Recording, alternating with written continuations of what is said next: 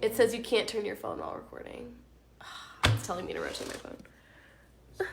Oh, there we go. So you can't horizontal. Okay, there we go. It's vertical. All right. Hey guys, let's figure out how we want it. Hey guys, this is Miss Bree at Boys and Girls Club of Southern Illinois. Today we are going to be doing our live program for all of our members at home that don't have something to do or that just want something relaxing and artistic. Had a lot of kids come by for lunch today, which was super awesome. So everybody that came by, thank you so much.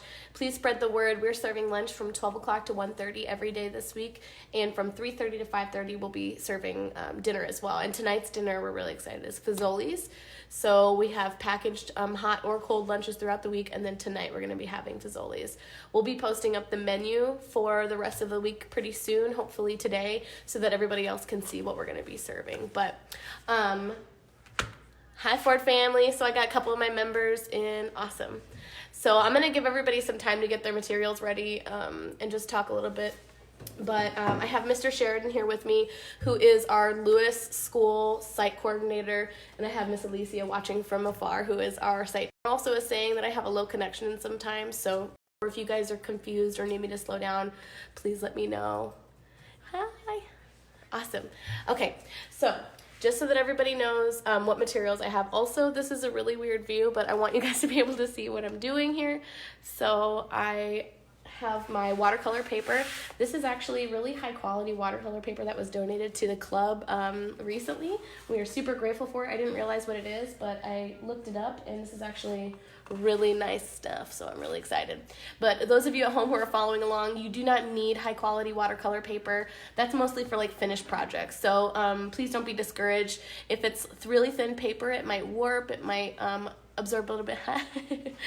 It might have a little bit of a, like this paper is already bending a little bit because I don't worry too much about the quality. Drawing paper, sketching paper works really okay, but the thicker the paper, the better.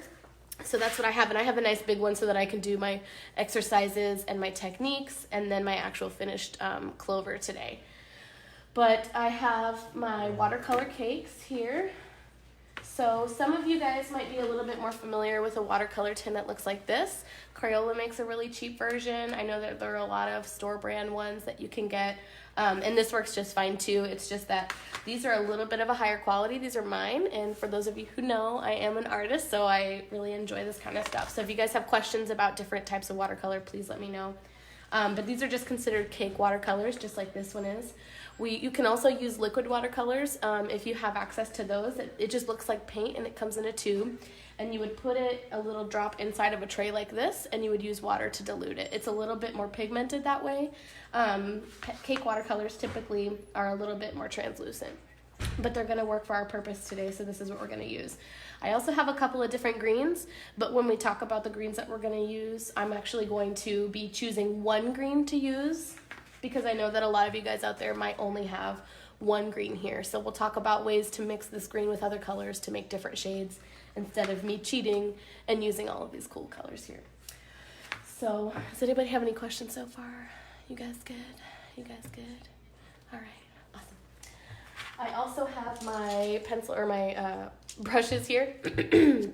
So I suggested that you guys bring a round brush, which is a brush that looks like this. It has a round tip, it rolls. It's the more traditional of the painting brushes when it comes to watercolor because it holds a lot of water.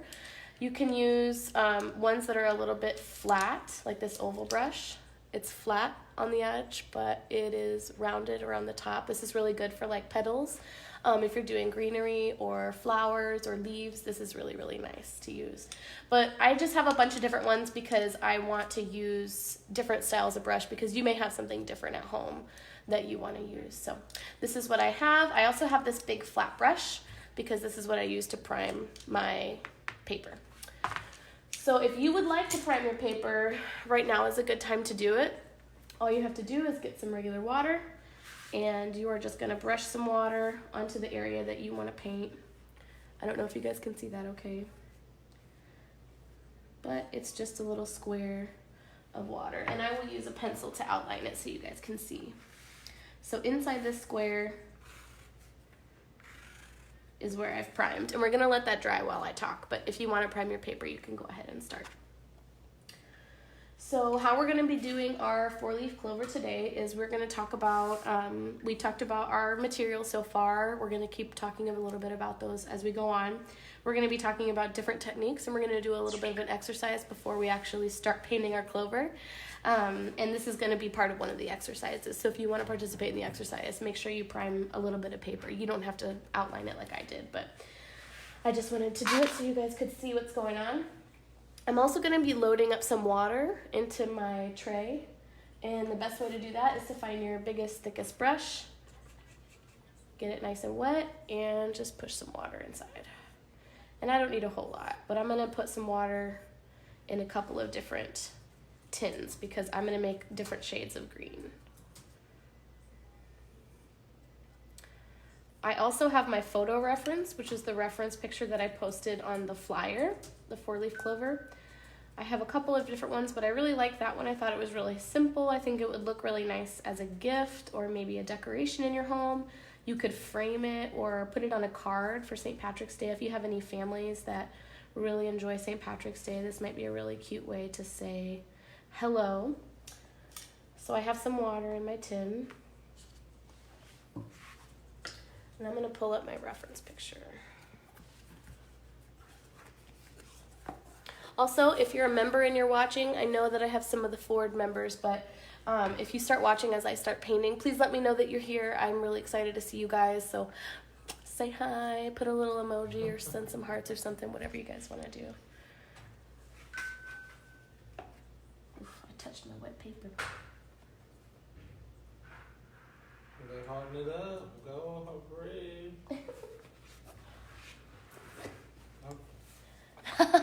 Hi guys. Awesome. Down.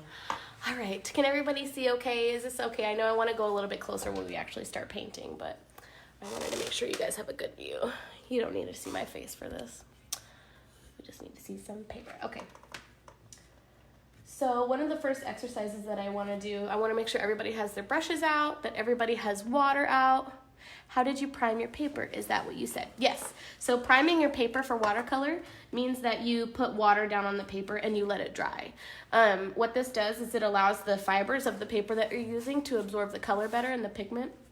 And it looks really, really nice, and I'll show you why right now.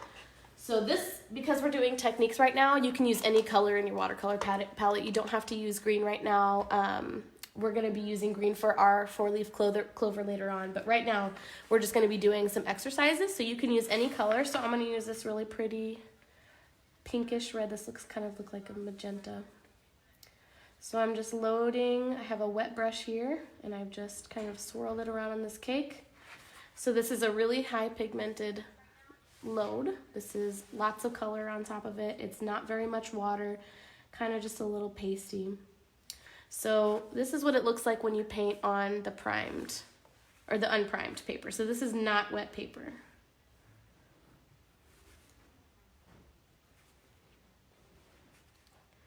So I can make very nice lines. I can make it really clean looking.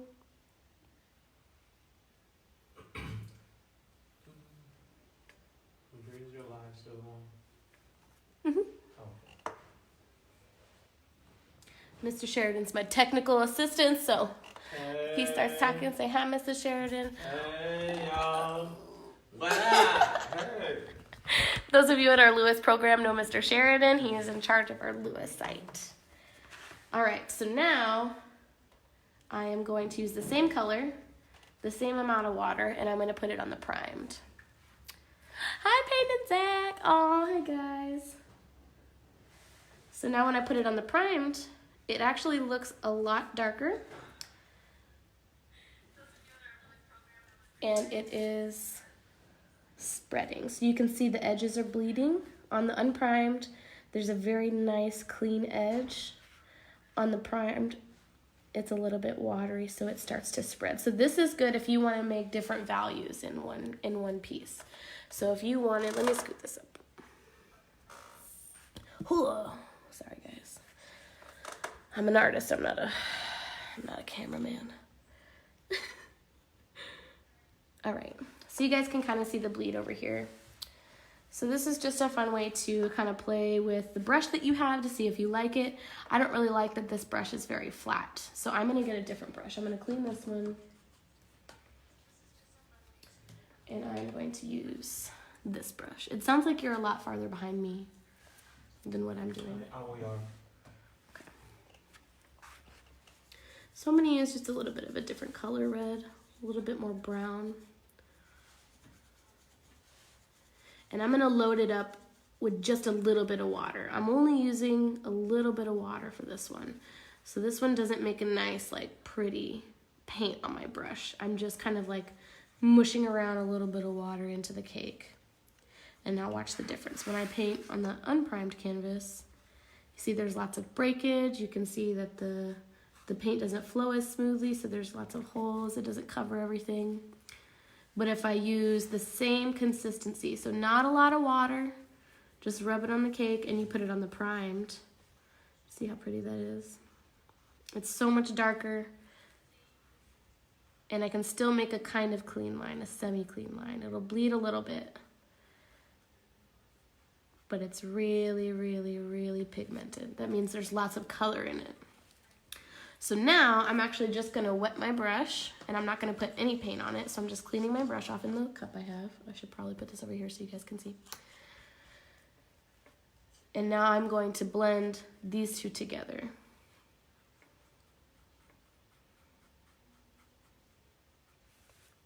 And that was done by just putting water on your brush and blending in the red and the pink. So this is a really cool blending exercise if you're interested in using different colors in your painting. It doesn't matter what you're painting. This is a really useful tip, and it's a useful exercise. So now I'm going to use a little bit of a wet brush, and I'm going to try to blend these two that were on the unprimed canvas. Or paper, sorry. So it's still blended really well, but if you look a little bit closer,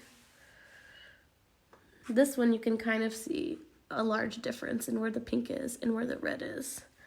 On the primed canvas, everything kind of blossomed together. It kind of blended in on its own because of the water that you put down.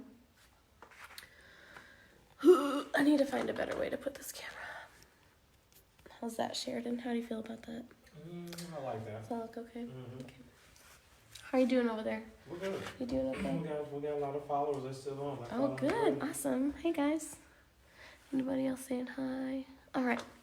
Okay. So now, because we're going to be painting the 4-leaf clover, we're actually going to do some shape exercises.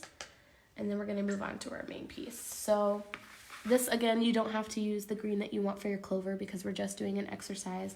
This is just a, like, warm-up, basically, is how you want to consider it. So I am not going to prime my paper under this because I want to prime it with a little bit of color. So I'm going to get lots of water into my paintbrush. And I'm going to pick a color. And I'm going to mix up that cake and get some nice color loaded in there. I really like this pale color, but I know you guys don't have that. A lot of you may not have that at home, so I'm not going to use it, but we'll talk a little bit more about mixing. I like the pale color. Yeah. So I'm just going to do a little bit of a heart shape. Oh. And I'm doing it in this direction because my hand is here. My body is right here, but because my hand is resting this way, I'm right-handed, so I'm gonna do a little heart right there. And I want you guys to let that dry just a little bit. And I'm gonna show you something really cool. I'm gonna do one more because I'm gonna show you two things, sorry. And you don't have to do two to follow along. You can just do one if you like. I'm just gonna show you another idea. So this kind of looks like a 4-leaf clover leaf, right? So I'm gonna dry my brush. I'm gonna dry it as much as I can.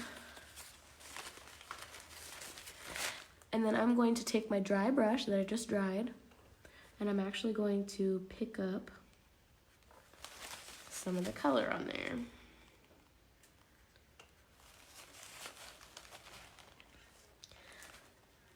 And that's just with a dry paintbrush. See how it looks a little bit more three-dimensional? Oh, and this one I'm just going to take a paper towel and I'm just going to blot on top of it. I'm going to let it dry a little bit longer and then I'm going to blot on top of it again. But let's move this stuff. We need to do some exercises right here, I think. So this one is where I'm going to show you guys how to mix colors. So I'm actually going to use this palette for this because I want you guys to learn how to mix some colors for this. So some of the colors that you guys may have seen in the 4-leaf clover picture that I posted with this whole activity were yellow, green, and brown. So we're going to find out what this green looks like by itself. Oh, hey, Blake. Oh, hey. Long time no see, Blake. What's up? Blake used to work here, and we miss him. Blake used to work here? Mm-hmm. He used to work at Lewis. So I have my green loaded up. I have it nice and wet. I am going to paint what this green looks like by itself. I'm also going to paint just a little G here so that I know that this is just the green by itself. Then I'm going to bring my little palette with some water inside over here. And I'm going to start mixing some colors. So I'm going to load up a bunch of this green. When I say the word load up, that means that I'm putting paint or water into my paintbrush. Because if you guys have seen paintbrushes, you know that there's a little metal or plastic piece and then it's all brush. But what people don't think about is that underneath this metal piece, there are still a lot of bristles that are pinched down. And what happens with watercolor is that the brush soaks up all the water, and that's why you can get a really nice long, if I try to paint this line, there's so much water loaded into this brush that I can make this line as long as I wanted. And if this wasn't loaded enough, this wouldn't go as far as it is. I hope that makes sense. So I'm loading up a bunch of this green and I'm going to put it in this tin right here. So this is the same color here. But because I know I have a lot of yellow in this 4-leaf clover, I'm actually going to put yellow in with this green now too.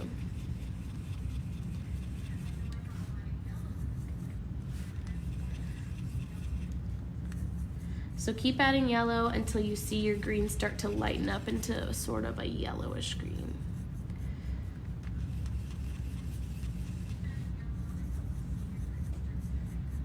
And now I'm going to paint a little square next to my green square.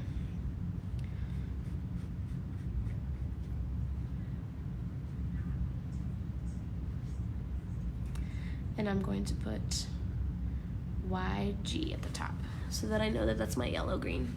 And I'm gonna leave that in there because I'm gonna use it later. Put a little bit more water. So now I want it to be more yellow. We're going down the scale. So I'm gonna load up as much yellow as I can.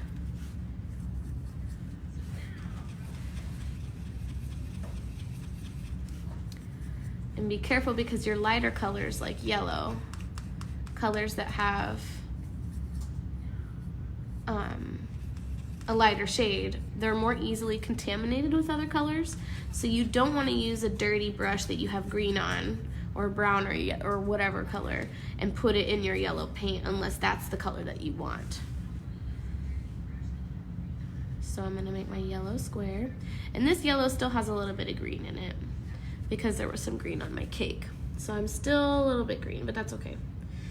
So I'm going to put a Y there. And now I kind of need a brown. I feel like we need a little bit of a blackish brown for the stem. That's not brown, that's pink. So for those of you who are watching, this looks like brown and it's not brown. So now I have to mix my own brown, which you guys shouldn't have to do. Most standard watercolor palettes like Crayola will have a brown on its own, but I'm gonna mix my own brown really quick because I know how to do that. And if you don't know how to do that, maybe we can talk about that at another time. But I'm just gonna mix a little bit of a brown here.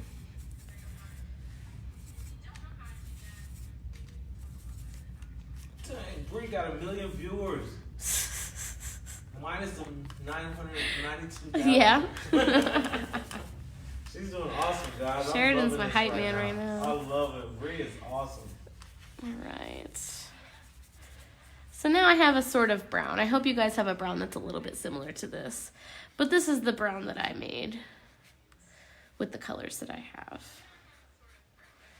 So that's a really doo-doo brown. That's okay.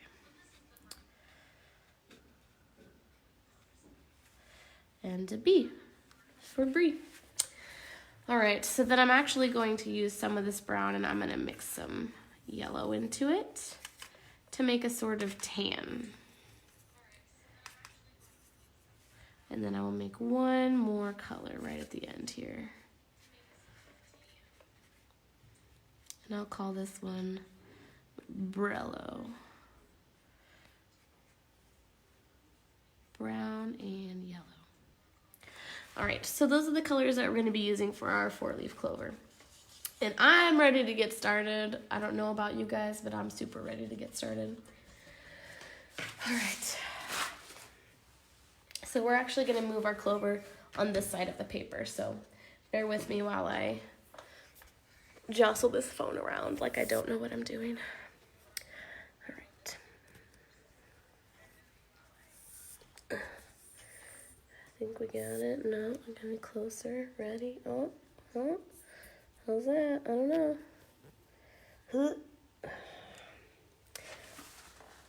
This is where we're going to be painting, so I hope you all can see that. And if you can't, please let me know. I know my voice just got a little bit louder because I'm closer, but bring my little palettes over here.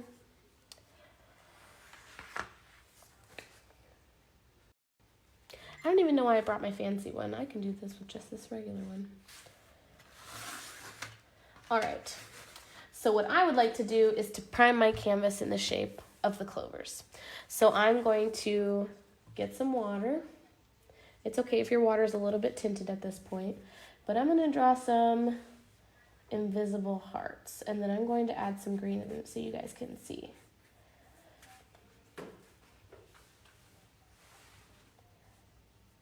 So we're just putting a little bit of color inside. We're not putting a lot.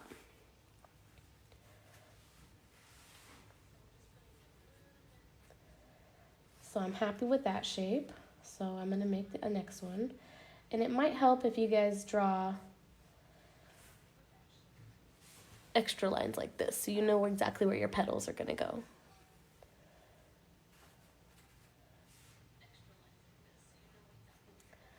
Drawing heart number 2. I'm going to add some green. And then I'm going to put a little bit of brown on one side. I'm just going to start picking a couple of different colors from the palette that we made and start to add them into the mixture. That's a little dark green. That's okay. The best thing about this is that 4-leaf clovers are organic, so there's not a 100% perfect way of doing this. You can make your 4-leaf clover bright pink if you want.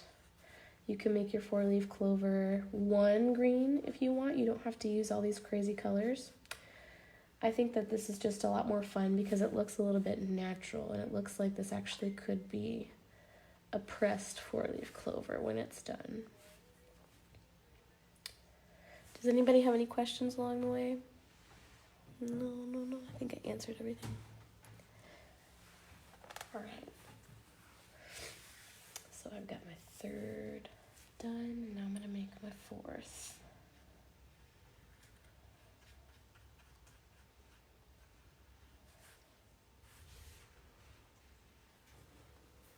And your heart shapes don't have to be the same either. Like I said, clovers show up in nature, which means that nature is not perfect and it is not linear. It doesn't all look the same. So I'm just going to connect these guys in the middle just a little bit. I think I'm going to start adding a little bit more of a darker color right to the center. So some of that brown, some of the green.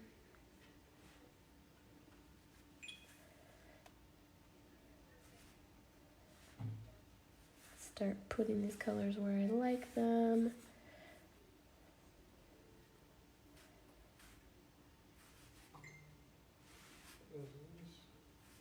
Mr. Sheridan's really popular, guys. Alright, you got it going great. Is that in your line? Yeah. How are you guys feeling so far?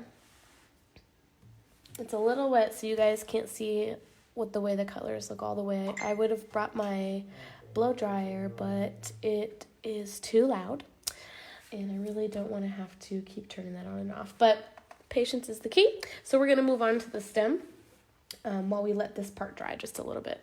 So the trick with the stem is you don't want to load up your paintbrush too much. You just want to load it enough so that the tip of your brush is the only part that you're using.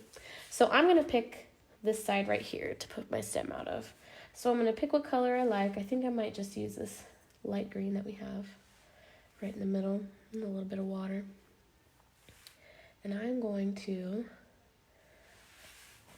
draw a really loose S like that. So let it curve out and curve in so it looks like this 4-leaf clover is just coming straight out of the ground. But I'm going to make it just a little bit thicker at the bottom. If anybody's seen a flower stem, or if you guys have a garden at home, you guys know that all stems have different shapes and sizes.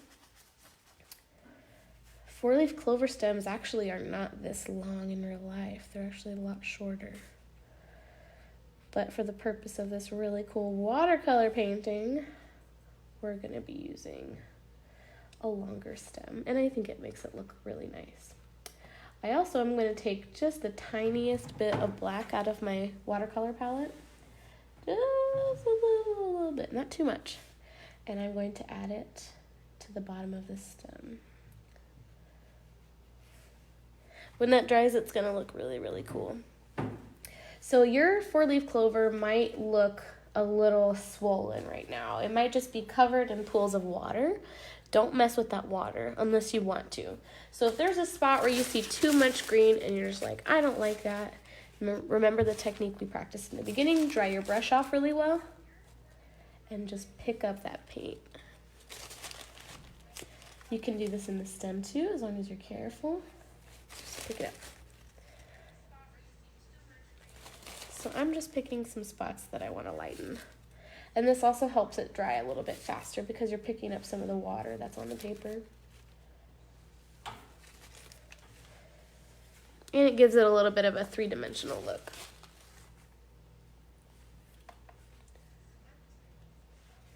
I still think my stem isn't dark enough, so I'm going to get a little bit more of this brown and a little bit more of this black. I'm going to put a little here and a little here. I'm going to blend it like we did in our blending exercise over here.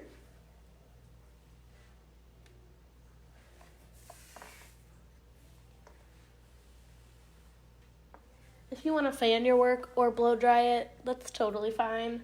This is the harder way, which is just waiting very patiently. But we can try to speed it up a little bit. And this is my favorite part because when you start to see the water disappear, you'll see the colors start to settle into the fiber of the paper just naturally wherever they are. And that's kind of neat.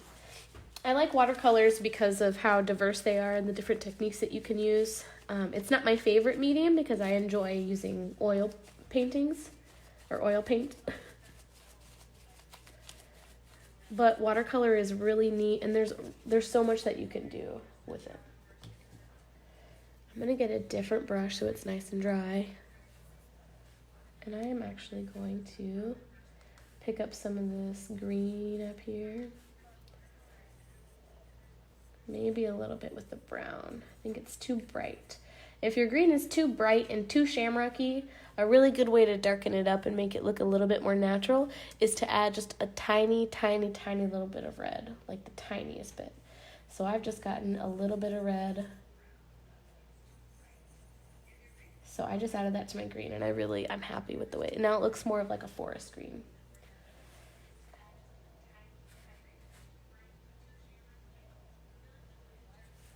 So now I'm just making small details. I'm just swiping some lines down the middle of my 4-leaf clover. I'm darkening up this stem creeping up right here behind this leaf.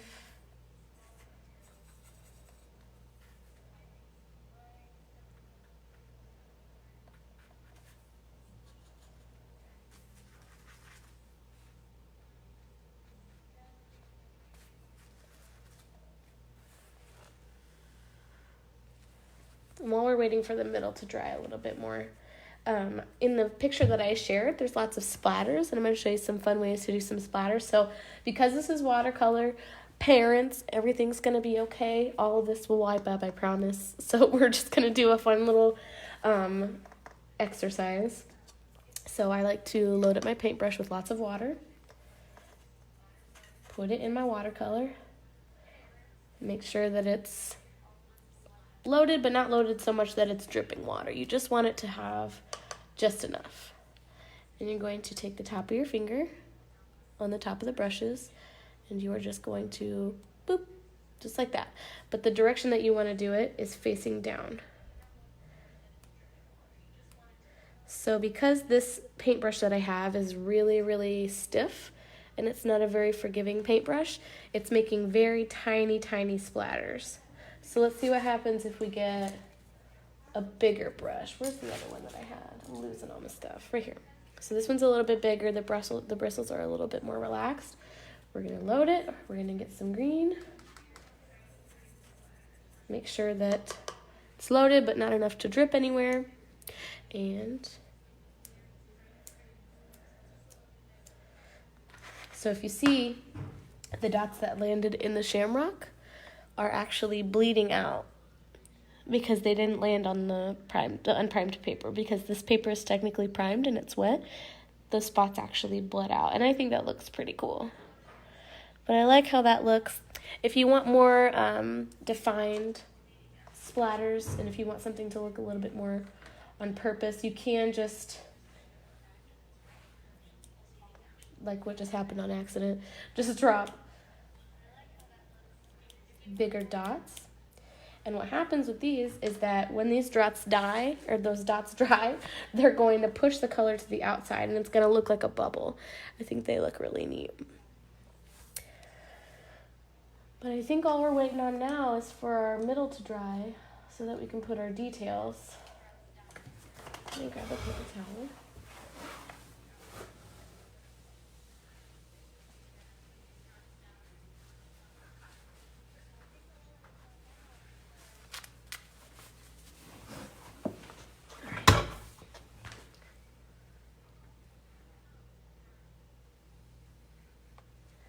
Taking 10 years. This is how you can tell this is good paper. It's because this is staying wet a really long time. Come Sheridan, come help me dry this. Don't you want a fan? Yeah, we're gonna fan it. We're gonna do it the old-fashioned way, guys. We're just gonna fan it dry. Those are gonna drop out of the top. So Mr. Sheridan has just showcased our VIP material. He is holding a box of colored pencils, and something that's really cool. They're just, I think I found these at the dollar store. No, those were from Japan. But they're not like fancy from Japan. They're just from Japan. So what you can do with watercolors, and one of the reasons I really like them, is that you can use colored pencils over the top of watercolors. When your watercolor is completely dry all the way, no rushing and having your Sheridan fan it for you, just when it's completely done, you can use colored pencils to draw in details. You can make it look a lot more realistic. You can use white pastel pencils to give them highlights. If you like to paint animals, you can paint a little animal face and use white colored pencil to draw the little hairs over it, or whatever color hair that animal has. But I really like using watercolors for nature because there's so much organic stuff happening. There's so much movement in the fibers of the paper. The water really lets the paint go wherever it wants. You can control it to a certain degree, and that's why I think watercolor looks so wonderful. But I also think part of its allure is that it kind of does what it wants sometimes, and you have to work around the mistakes that you make. And you'll find out things that I think that might be okay. Oh my goodness. Gonna work out. Yeah. Mr. Sheridan's trying to get real buff arms, so I'm helping him out. That was it for today. All right, so for our last final detail, we are going to take just the same green we've been using, maybe some brown, and I'm just gonna make these last lines again inside my clover. It's not dry all the way, it's being a pain.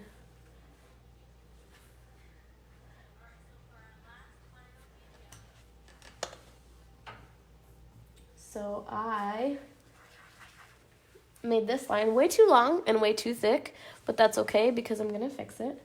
Because I have, and be careful because your splatters might still be wet, so don't smush your splatters. But I'm just gonna use my dry paintbrush to pick it up where I didn't want it. And there you go. Now it looks a lot more subtle.